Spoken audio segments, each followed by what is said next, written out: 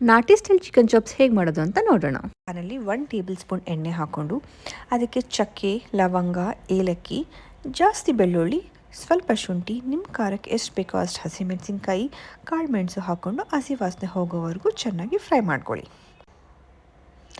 Next ಅದಕ್ಕೇ 1 cut ಮಾಡಿ ಇಟ್ಕೊಂಡಿರೋಂಥ onion ಹಾಕ್ಕೊಳ್ಳಿ, ಅದನ್ನು ಚೆನ್ನಾಗಿ ಫ್ರೈ ಮಾಡ್ಕೊಳ್ಳಿ.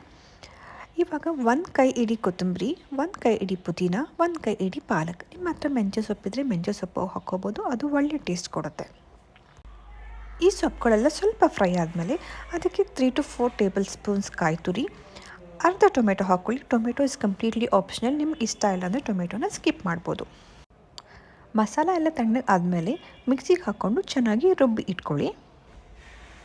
ಇನ್ನೊಂದು ಪ್ಯಾನಲ್ಲಿ 1 2 to 3 ಟೇಬಲ್ ಸ್ಪೂನ್ಸ್ ಆಯಿಲ್ ಹಾಕ್ಕೊಂಡು ಅದಕ್ಕೆ ಒನ್ ಆನಿಯನ್ನ ಹಾಕ್ಕೊಂಡು ಚೆನ್ನಾಗಿ ಫ್ರೈ ಮಾಡ್ಕೊಳ್ಳಿ. ಆನಿಯನ್ ಚೆನ್ನಾಗಿ ಹಸಿ ವಾಸನೆ ಹೋದ್ಮೇಲೆ ಅದಕ್ಕೆ ನಾನು 1 kg ಚಿಕನ್ ಹಾಕ್ಕೊಂಡಿದ್ದೀನಿ. 1 kg ಚಿಕನ್ ಹಾಕ್ಕೊಂಡು ಅದಕ್ಕೆ ಅರಿಶಿನ ಪುಡಿ, ಸ್ವಲ್ಪ ಸಾಲ್ಟ್ ಹಾಕಿ ಸ್ವಲ್ಪ ಹೊತ್ತು ಮುಚ್ಚಿಡಿ.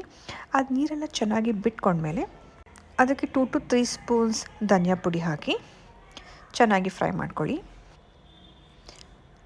ಇವಾಗ ಇದಕ್ಕೆ ರುಬ್ಬಿಟ್ಕೊಂಡಿರೋ ಮಸಾಲೆ ಹಾಕಿ ನಿಮ್ಗೆ ಎಷ್ಟು ಬೇಕೋ ಅಷ್ಟು ನೀರು ಹಾಕ್ಕೊಂಡು 20 to 25 ಮಿನಿಟ್ಸ್ ಬೇಯಕ್ಕೆ ಬಿಡಿ.